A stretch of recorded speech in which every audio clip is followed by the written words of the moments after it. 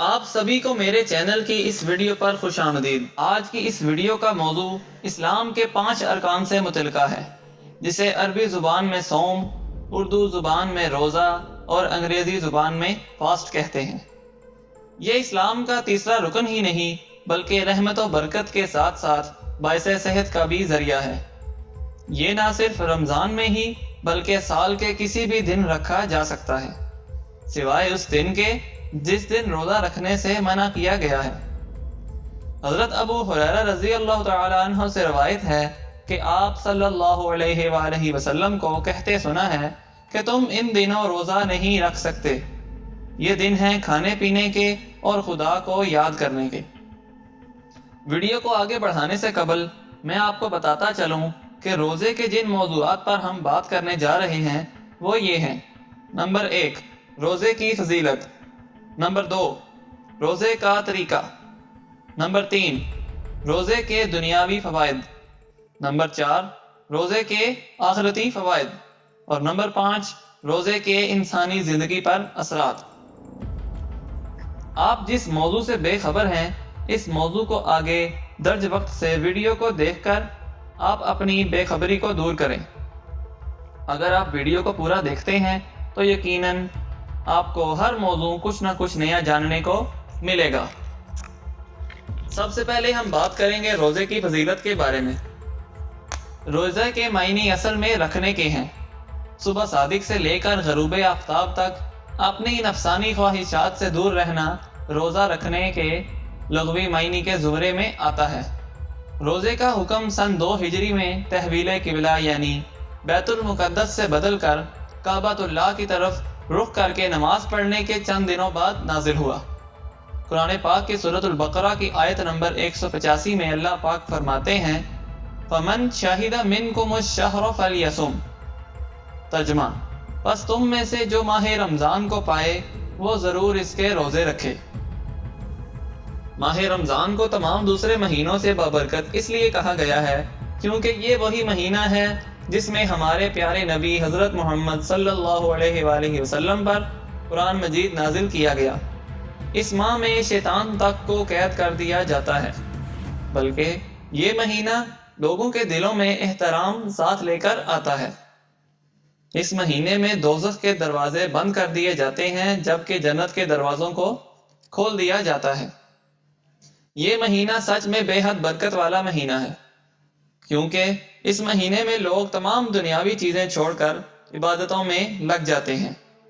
قرآن پاک کی سورۃ البقرہ میں اللہ پاک ایک اور جگہ ارشاد فرماتے ہیں: یا ایھا الذین آمنوا کتب علیکم الصیام کما کتب علی الذین من قبلکم لعلکم تتقون۔ ترجمہ: اے ایمان والو، تم پر روزے فرض کر دیے گئے ہیں جس طرح تم سے پہلے لوگوں پر فرض کیے گئے تھے تاکہ تم متقی بن جاؤ۔ نمبر 2، روزہ رکھنے کا طریقہ۔ سب سے پہلے ہم بات کریں گے روزے کی نیت کے بارے میں۔ اسلام میں نیت کی بہت اہمیت ہے۔ انسان جیسی نیت کرتا ہے اس کو اجر و ثواب بھی اسی کے مطابق دیا جاتا ہے۔ امام بخاری رحمہ اللہ نے صحیح بخاری میں جو پہلی حدیث نقل کی ہے وہ نیت ہی کے بارے میں ہے۔ رسول اکرم صلی اللہ علیہ وآلہ وسلم نے فرمایا: انما الاعمال بالنیات۔ ترجمہ: تمام اعمال کا دار و مدار نیتوں پر ہے اور ہر عمل کا نتیجہ انسان کو اس کی نیت کے مطابق ہی ملے گا۔ جیسا کہ آپ سب جانتے ہیں کہ ماہ رمضان کا مہینہ آ چکا ہے اور رمضان کے روزوں کے لیے نیت کرنا لازمی ہے، کیونکہ رسول اللہ صلی اللہ علیہ وآلہ وسلم نے فرمایا: جس نے روزے کی نیت فجر سے پہلے نہیں کی اس کا روزہ نہیں۔ لیکن اب سوال یہ پیدا ہوتا ہے کہ کیا نیت زبان سے ہی کی جاتی ہے؟ ہرگز نہیں۔ نیت کا تعلق دل سے ہے۔ نیت دل کے ارادے کا نام ہے۔ عربی زبان کی معروف لغت کی کتاب لسان العرب میں علامہ ابن منظور نون واو یہ کے مادے کے تحت نیت کے بارے میں لکھتے ہیں کہ عمل القلب، یعنی یہ دل کا عمل ہے۔ کسی کام کا دل سے پختہ ارادہ کرنا نیت کہلاتا ہے۔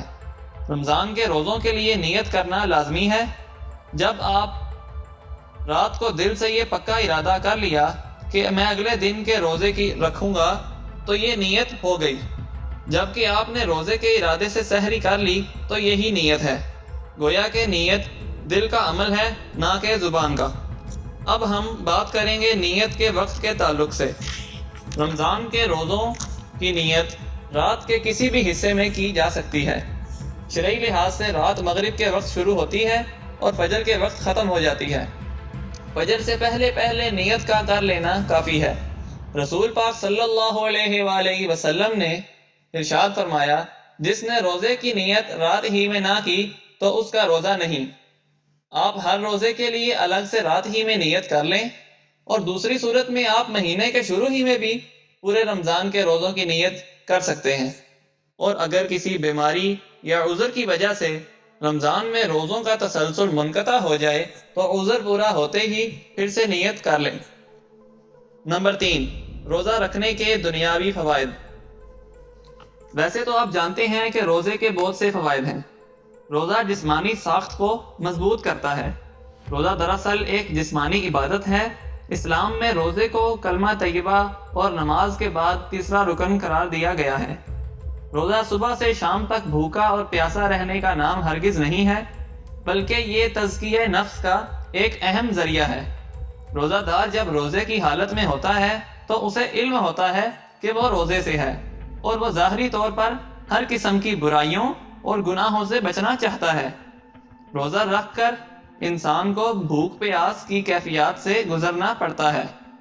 جب وہ افطار کرتا ہے تو تب اسے ان نعمتوں کا علم ہوتا ہے۔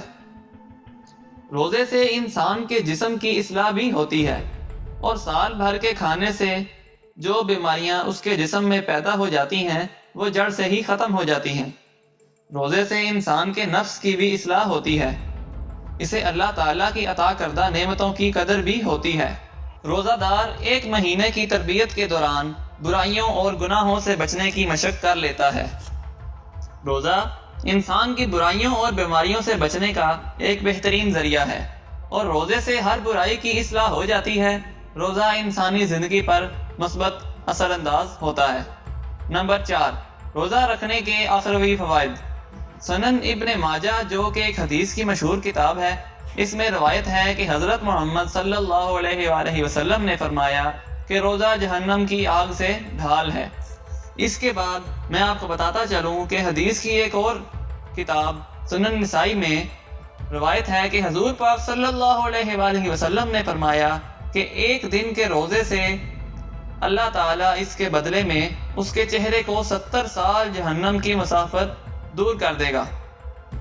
اور جامعہ ترمذی کی روایت ہے کہ جو شخص اللہ تعالیٰ کے راستے میں ایک دن کا روزہ رکھے گا، اللہ تعالیٰ اس کے اور جہنم کے درمیان زمین و آسمان کے فاصلے کی اتنی خندق کر دے گا۔ سبحان اللہ۔ اب ہم بات کریں گے آج کی اس ویڈیو کے آخری موضوع پر، جو کہ روزے کے انسانی زندگی پر اثرات ہیں۔ قرآن مجید میں فرمایا گیا، لعلکم تتقون، تاکہ تم متقی بن جاؤ۔ روزہ رکھنے سے انسان کے اندر تقوی اور پرہیزگاری پیدا ہو جاتی ہے، یعنی ایسی صلاحیت پیدا ہو جاتی ہے کہ انسان گناہوں سے دور اور نیکیوں کے قریب تر ہو جاتا ہے، اور اللہ تعالیٰ کے احکام کی بجا آوری سے اللہ تعالیٰ کی رضا حاصل ہوتی ہے۔ روزہ رکھنا بھی اللہ تعالیٰ کے حکم کی فرما برداری ہے، جس کے ذریعے اللہ تعالیٰ کی رضا حاصل ہو جاتی ہے۔ رب کا اپنے بندے سے راضی ہو جانا اتنی بڑی نعمت ہے کہ اس کے آگے تمام نعمتیں کم دکھائی دیتی ہیں۔ اس کے علاوہ روزہ رکھنے سے انسان کے اندر صبر و شکر کی کیفیات پیدا ہو جاتی ہیں، مصیبتوں اور پریشانیوں سے صبر کرنا سیکھ جاتا ہے، اور ہر تنگی اور آزمائش کا مقابلہ کر سکتا ہے۔